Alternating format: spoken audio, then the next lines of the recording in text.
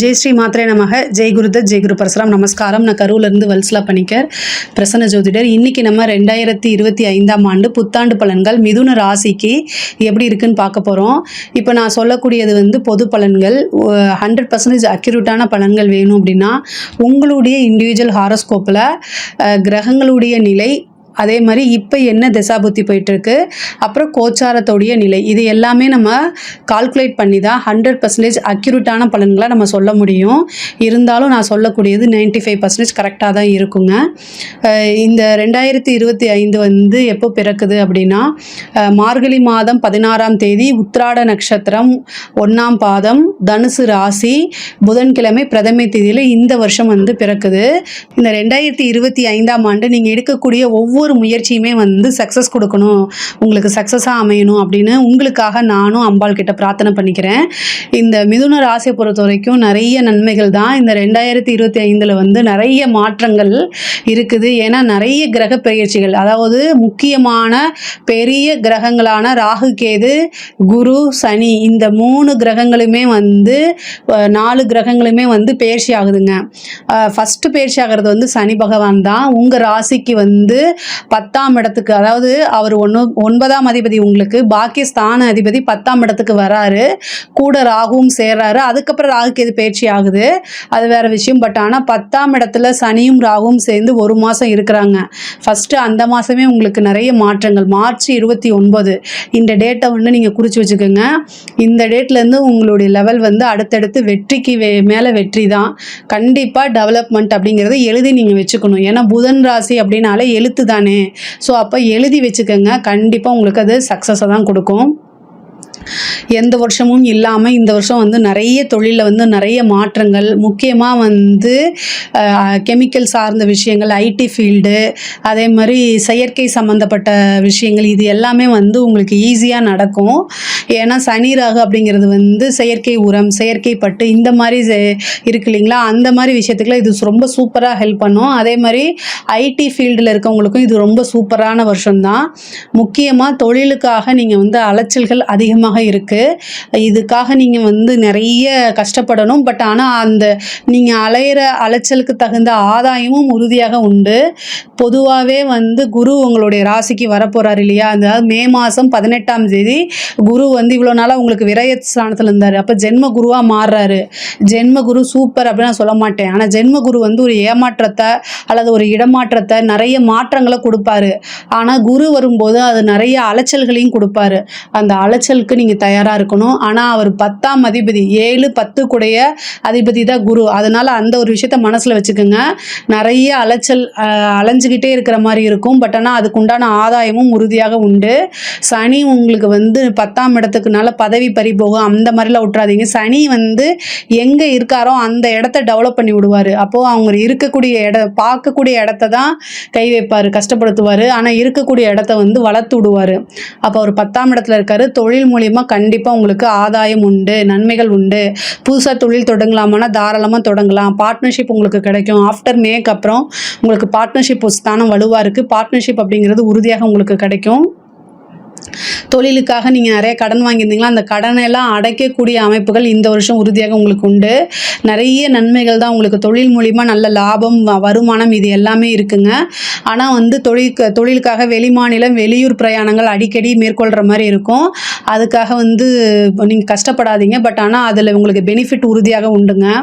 உத்தியோகத்தில் இருக்கவங்களுக்கு இது ஒரு நல்ல மாற்றம் தான். 6ஆம் இடத்துக்கு குரு பார்வை இருக்குது மே மாதம் வரைக்கும். அதுக்கப்புறம் குரு உங்களுடைய ராசிக்கே வராரு. அதாவது 6ஆம் மாதம்னு சொல்லிட்டேன், மே மாதம் 18ஆம் தேதி. ஆனால் நீங்கள் 6ஆவது மாதம் ஜூன் மாதத்துலேருந்து ரொம்ப கவனமாக இருக்கணும் உத்தியோகத்தில் இருக்கிறவங்க. ஏன் அப்படின்னா குரு உங்களுக்கு பாதகாதிபதி, அவர் உங்களுடைய ராசிக்கு வராரு. அவர் பாதக ஸ்தானத்தை பார்க்குறாரு. உத்தியோகத்தில் இருக்கிறவங்க ரொம்ப கவனமாக இருக்கணும். நீங்கள் உண்டு, உங்கள் வேலை உண்டு அப்படிங்கிறதுல பொதுவாகவே மிதுன ராசி அப்படி தான் இருப்பாங்க. ஆனால் என்னென்னா உங்ககிட்ட நிறைய யதார்த்தம் இருக்கு இல்லையா, ஸோ அதனால் மற்றவங்களுடைய நன்மைக்கு அப்படின்னு சொல்லிட்டு படப்பட நீங்கள் பேசுவீங்க. இது செஞ்சால் இது மாதிரி வந்துடும் அப்படின்னு சொல்லி நீங்களா வாலண்டரியாக போய் சில யதார்த்தமான விஷயங்களை சொல்லும்போது அது அவங்க ஆப்போசிட்டில் இருக்கிறவங்க அந்த யதார்த்தமான மனநிலையில் இருக்கவே மாட்டாங்க. அதனால் அதை ஒரு முக்கியமான பாயிண்ட்டாக நீங்கள் எடுத்துக்கோங்க. யார்கிட்டயும் அவ்வளோவா அதிகமாக பேசாதீங்க. நீங்கள் உண்டு உங்கள் வேலை உண்டுன்னு இருந்துட்டிங்கனாலே உங்களுக்கு வந்து இந்த வருஷம் ரொம்ப ரொம்ப சூப்பர் சக்ஸஸ் எல்லாமே. அதே மாதிரி ஜென்மத்தில் வந்து ராகு வரும்போது வந்து நிறைய இடமாற்றங்கள் இருக்குது. உத்தியோகத்தில் இருக்கிறவங்க வந்து டிரான்ஸ்ஃபருக்கு அப்ளை பண்ணுங்கள், அது கிடைக்கும். நீங்கள் விரும்பிய இடத்துல கிடைக்கிறதுக்கு உண்டான வாய்ப்புகள் இருக்குது. ஒரு சிலருக்கு வந்து அது பாதக ஸ்தானமாக இருக்கனால உங்கள் ஊர்லேருந்து வெளியூருக்கு போகிறதுக்கு உண்டான வாய்ப்புகள் இருக்குது. ரொம்ப நாளாக இந்த கம்பெனியில் வேலை பார்த்தா நல்லாயிருக்கும் அப்படின்னு நினச்சிட்டு இருப்பீங்களா, அந்த இதெல்லாம் வந்து இந்த டைமில் உங்களுக்கு வர்றதுக்கு உண்டான விஷயங்கள் அமைப்புகள் இருக்குது. படிப்பை பொறுத்த வரைக்கும் படிப்பில் வந்து ரொம்ப கவனம் தேவைங்க. சில பேருக்கு வந்து ஏன்னா சனி பயிற்சிக்கு அப்புறம் உங்களுக்கு 4ஆம் இடத்தை சனி பார்க்குறாரு. ஆல்ரெடி வந்து படிப்பில் வந்து உங்களுக்கு நிறைய மாற்றங்கள் இருக்கும். ஆனால் சனியோடைய பார்வை வந்து படிப்பை வந்து ரொம்ப ஸ்லோ பண்ணி விட்டுரும். ஞாபக மறதியை ஏற்படுத்தும். படிப்பில் கவனம் இல்லாமல் போகும். அலட்சியத்தை ஏற்படுத்தும். மிதுன ராசிக்காரங்க படித்தா மட்டும்தான் வாழ்க்கை. இதை நல்லா ஞாபகம் வச்சுக்கோங்க. கல்வி ஸ்தானத்துக்கு படிப்பு ஸ்தானத்துக்கு சனியோடைய பார்வை இருக்குது. தயவு செய்து படிக்கணும். படிக்கலை அப்படின்னா கண்டிப்பாக நீங்கள் எதிர்பார்த்த ரிசல்ட் கிடைக்காது. நீங்கள் எதிர்பார்த்த ரிசல்ட் கிடைக்காதுன்னு மட்டும் சொல்லலை, ஃபெயில் ஆகிறதுக்கு கூட வாய்ப்புகள் இருக்குது. அதனால் கரெக்டாக படிங்க. நல்ல மார்க் எடுத்தால் தான் நமக்கு நல்ல வேலை கிடைக்கும், நல்ல எதிர்காலம் உண்டு அப்படின்னு நீங்களே உங்களை செல்ஃபாக மோட்டிவேட் பண்ணிக்கோங்க. உங்களை மோட்டிவேட் பண்ணுறதுக்கு யாரும் பிறந்து வரமாட்டாங்க. உங்களுக்கு நீங்கள் தான் நமக்கு நாமே அப்படிங்கிறது யாருக்கு பொருந்துமோ இல்லையோ உங்களுக்கு அது பொருந்தும். ஸோ அதனால் ரொம்ப கவனமாக இருக்கணும். படிப்பை பொறுத்த வரைக்கும் உத்தியோகம் கிடைக்குமா அப்படின்னா படித்து முடிச்சுட்டு வேலை கிடைக்குமானா அதுக்கு உண்டான வாய்ப்புகள் அதிகமாக இருக்குது. ட்ரை பண்ணுங்கள்.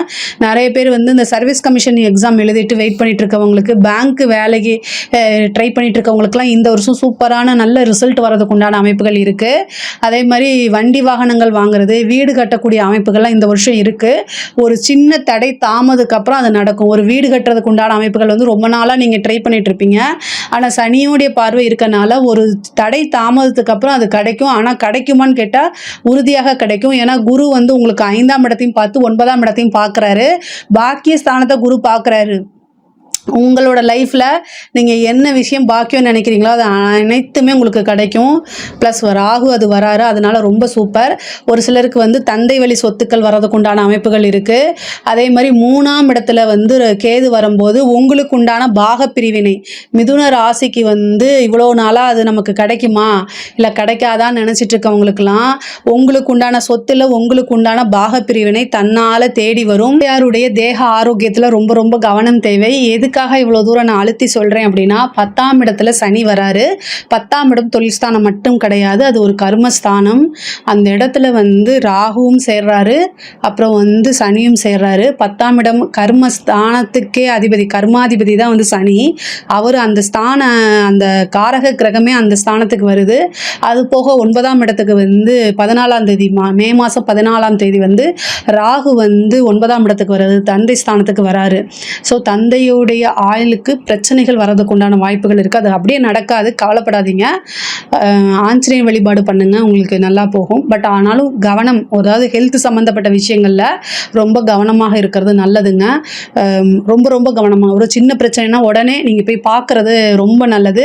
அலட்சியம் காமிக்காதீங்க, அவ்வளோதான். சம்மந்தப்பட்டது குரு வந்து உங்கள் ராசியில் இருந்து 7ஆம் இடத்தையே பார்க்குறாரு, கலத்திர ஸ்தானத்தை பார்க்குறாரு. அதனால் திருமணத்துக்கு உண்டான வாய்ப்புகள் இருக்குது.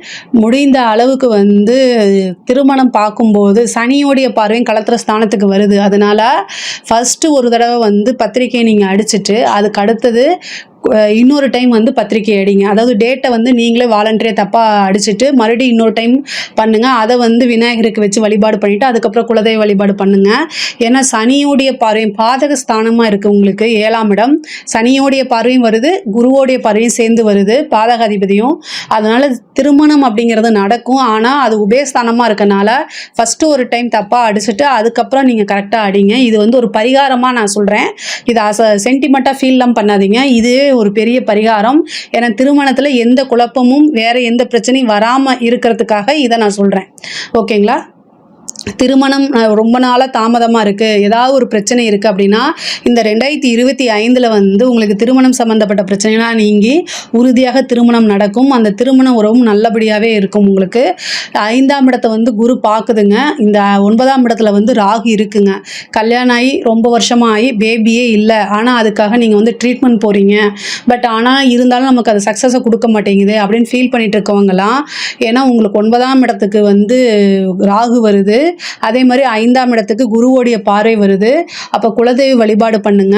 அதுக்கப்புறமேல ஒரு நல்ல ட்ரீட்மெண்ட் எடுங்க. கண்டிப்பாக வந்து புத்திர பாக்கியம் அப்படிங்கிறது உறுதியாக உண்டு. ஏன்னா குருவோடைய அனுகிரகம் வரனால உறுதியாக உண்டு. ஆனால் குலதெய்வ வழிபாடு பண்ணுங்க, அது ரொம்ப ரொம்ப நல்லது.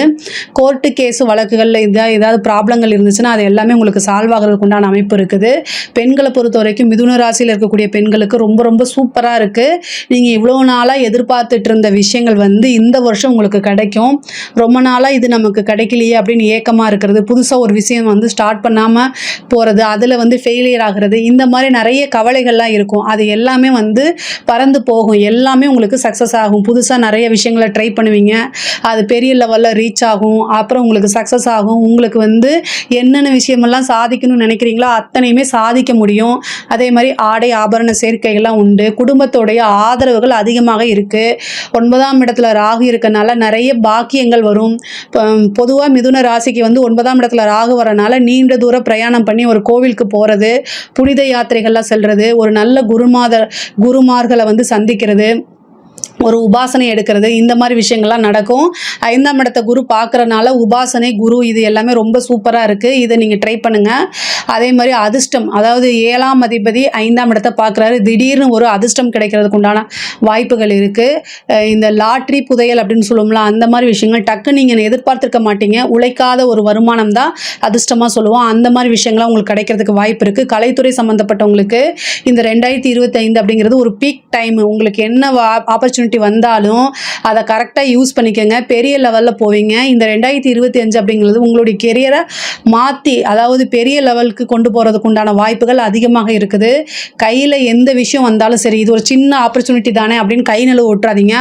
அது மூலிமா நீங்கள் ரொம்ப பெரிய லெவலில் ஃபேமஸ் ஆவீங்க. உங்களுக்கு பெரிய பெரிய அவார்ட்ஸ் கிடைக்கும், விருதுகள் கிடைக்கும். நீங்கள் வந்து மக்களால் அங்கீகரிக்கப்பட்ட ஒரு கலைஞராக மாறுறதுக்கு உண்டான அமைப்புகள்லாம் இருக்குது. கலைத்துறை சம்மந்தப்பட்டவங்களுக்கு இது வந்து ஒரு 2025ங்கிறது ஒரு உச்சக்கட்டமான விஷயம்னு வச்சுக்கோங்களேன். இந்த வருஷத்தை வந்து தவற விட்டிங்கன்னா இந்த வருஷத்தில் இருக்க மாதிரி பிளானட் பொசிஷன் மறுபடியும் வராது. ஸோ அதனால் இதை கரெக்டாக யூஸ் பண்ணிக்கோங்க மிதுன ராசியில் இருக்கிறவங்க. அதே மாதிரி அரசாங்க துறையில் இருக்கிறவங்க இந்த வருஷம் ரொம்ப சூப்பராக இருக்குது. நிறைய ப்ரமோஷன்ஸ் கிடைக்கும். என்ன விஷயம் வேணால் நீங்கள் செய்யலாம், ஆனால் அலர்ட்டாக இருந்துட்டு செய்யுங்க, அவ்வளோதான். ஏன்னா எல்லா வகையிலையும் உங்களுக்கு நிறைய பாக்கியங்கள் தான் இருக்குது, சிறப்பான பலன்கள் தான் இருக்குது. அதனால் நீங்கள் என்ன வேணால் செய்யலாம். அதே மாதிரி அரசியல் துறையில் இருக்கவங்க, அரசியல்வாதிகளுக்கெல்லாம் வந்து இது சூப்பரான டைமு. மக்களுடைய சப்போர்ட் பெரிய லெவலில் கிடைக்கும். ஆதரவுகள் அதிகரிக்கும். நீங்கள் சின்ன சின்ன செய்யக்கூடிய நல்ல விஷயங்கள் எல்லாமே பெரிய லெவலில் போகும். நீங்கள் நிறைய எக்ஸ்போஸ் பண்ணுங்கள், அது வந்து இன்னும் பெரிய லெவலில் உங்களை கொண்டு போய் சேர்க்கும். நீங்கள் செய்யக்கூடிய அத்தனை விஷயமும் நல்ல மாதிரியாக தலைமையிடத்துக்கு போகும். உங்களுக்கு வந்து நீங்கள் நினச்சி பார்த்துருக்க மாட்டீங்க, ஆனால் அந்த மாதிரி ஒரு நல்ல போஸ்டிங் கிடைக்கிறதுக்கு உண்டான வாய்ப்புகள் இருக்குது. பெரிய மனிதர்களோட ஆதரவுகள் கிடைக்கும். பொதுமக்களுடைய சப்போர்ட் கிடைக்கும். சொசைட்டியில் நல்ல பேர் கிடைக்கும். பதவி அப்படிங்கிறது தானாக தேடி வர்றதுக்கு உண்டான அமைப்புகள் இருக்குது. மிதுன ராசியில் இருக்கவங்களுக்கு வந்து பார்த்திங்கன்னா இந்த 2025 வந்து ரொம்ப ரொம்ப சூப்பராக இருக்குது. இதில் ஏதாவது சந்தேகங்கள் இருக்குது அப்படின்னா கமெண்ட்ஸில் கேளுங்க, நான் கண்டிப்பாக ஆன்சர் பண்ணுறேன். நம்மளுடைய சேனலை லைக் பண்ணுங்கள், ஷேர் பண்ணுங்கள், சப்ஸ்கிரைப் பண்ணுங்கள். நன்றி, வணக்கம்.